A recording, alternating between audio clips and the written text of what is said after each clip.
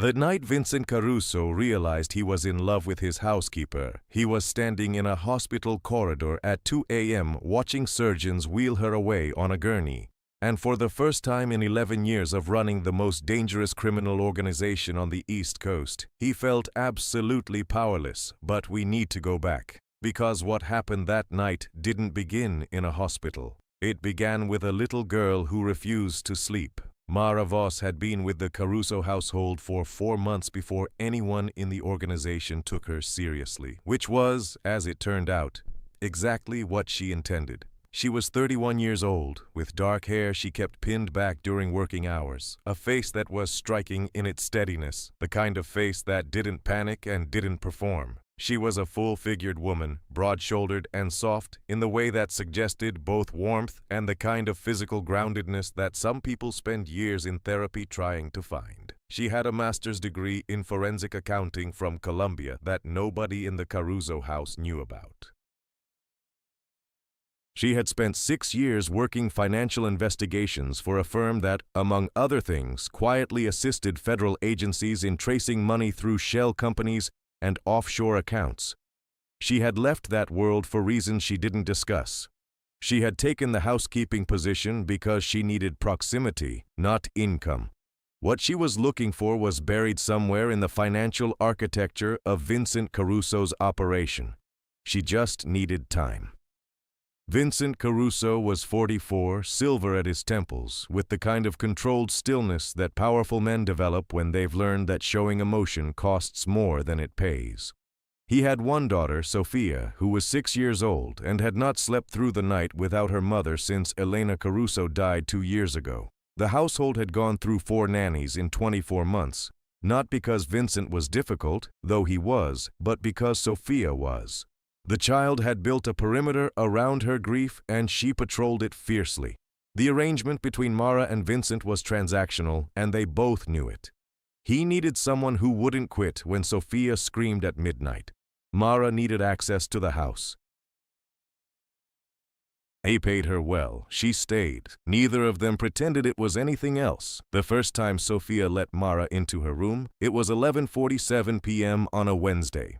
Mara hadn't knocked. She'd simply sat down outside the door in the hallway, cross-legged on the floor, and begun quietly narrating a story about a girl who lived in a lighthouse and kept all the ships from crashing. Not telling it to Sophia, just telling it to the air. 17 minutes later, the door opened 3 inches. 2 minutes after that, it opened fully. Vincent, coming up the stairs with a glass of scotch he hadn't touched, stopped at the landing and watched. He didn't move. He didn't make a sound. What he felt in that moment was something he filed away without naming, the way a man files away evidence he isn't ready to examine. What no one in the household knew yet was that Vincent's most trusted financial advisor, a man named Gerald Fitch, had been quietly positioning himself as the bridge between Vincent's operation and a rival family out of Philadelphia. Gerald was 56, impeccably dressed, and possessed of the particular hunger that belongs to men who have spent decades being the second most important person in every room they enter. He didn't hate Vincent. He simply believed his own competence had been chronically undervalued, and he had decided, with the cold arithmetic of a man who had watched too many others get rich off his work, that it was time to collect. What Gerald needed was leverage. What he found after careful observation was Mara, not because she was weak, because she appeared to be.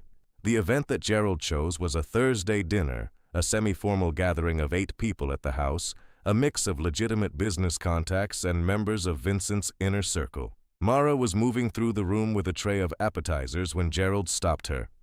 "Tell me something." His voice was pleasant, calibrated to carry. "Vincent pays full salary for a housekeeper. What exactly are we getting for that investment?" He smiled at the room. Present company asks with genuine curiosity. The conversation around them didn't stop entirely. It bent. People found reasons to look at their glasses. "I don't cook as well as I clean," Mara said, which was a lie on both counts. No. Gerald picked up an appetizer, examined it, set it back. "I mean in general.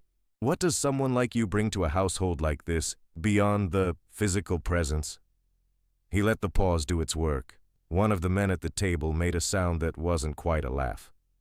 A woman looked at the ceiling. Mara looked at Gerald with complete steadiness. "I keep the house in order," she said. "I expect that's enough." She moved to the next group. Her hands did not shake. Her pace did not change. The tray was level.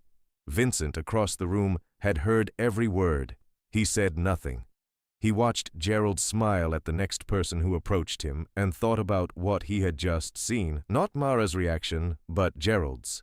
The deliberateness of it, the choice of audience, the specific quality of cruelty that belongs only to people who feel threatened by something they can't name. Dr. Linda Hartling's research on humiliation and shame describes this particular dynamic with clinical precision. Public degradation is almost never about the target. It is about the degrader's need to establish hierarchy in front of witnesses, to make an audience complicit in the diminishment of another person. What Gerald had done in that room was not an insult. It was a performance. And performances have purposes. Vincent filed that away too. What he didn't know, what nobody knew yet, was that Mara had spent the previous 3 weeks working backward through 6 years of Caruso financial records that she'd accessed through the household administrative system she'd been given to manage staff schedules and vendor invoices. She had found, in the layered structure of Gerald's expense management, a series of disbursements that didn't reconcile. Ghost vendors, circular transfers, the kind of architecture you only build when you're routing money to someone you can't name on paper. She had found the bridge to Philadelphia. She had the documentation. What she didn't have yet was the final piece, the name of the Philadelphia contact, and she hadn't decided what to do with any of it. This is the moment worth pausing on, because what Mara did next was not the obvious choice. She could have walked away. She had what she originally came for, evidence of financial wrongdoing that would be valuable in a dozen different contexts. She owed Vincent Caruso nothing. She was an employee operating under a cold, functional contract with a man who had never once asked her name before the 4th week she worked there. What she chose instead was different, and what she chose it for was not Vincent. It was Sophia. Gerald moved 3 days after the dinner. His method was clean. He used a contact in the Philadelphia organization to make a phone call to a journalist who covered organized crime for a regional outlet, feeding enough verified detail about Vincent's operation to create a problem that would require Vincent's full attention, and enough about Mara's presence in the household to imply that she was the source. The goal was to destabilize, to make Vincent question the one person in his house who had no reason to betray him, and in that moment of doubt to move the money and the relationship to Philadelphia permanently. It was a good plan. It would have worked. Except that Mara had found the Philadelphia contact's name 2 days earlier in a metadata trail buried in a forwarded email that Gerald had routed through the household server without realizing the administrative account could see it. She printed everything. 12 pages. She put them in an envelope.